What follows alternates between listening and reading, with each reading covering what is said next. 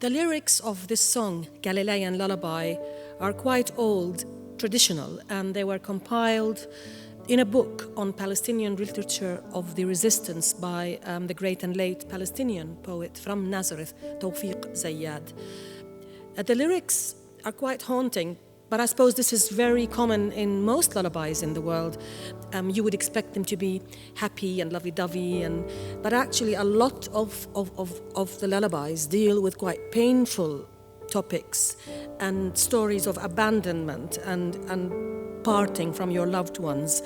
And this lullaby is no exception. It talks about our loved ones traveling and leaving us on our own. And as I go to visit the deserted home of my loved ones, all I could see is my teardrops marking the wall over our parting. So as you can tell, it's not exactly a great song to put to a baby to sleep with, but that's how lullabies work, because also at the end of this song, the cameleer walks past with his caravan, and the mother tells the cameleer, "Do tell my baby and our loved ones that hardship should never last on anyone forever." And I remember performing this song 20 years ago, and in the audience was Paul Foot, the great socialist writer and journalist. And he wrote something about this later. He said, actually, hardship can last forever, but what cannot last forever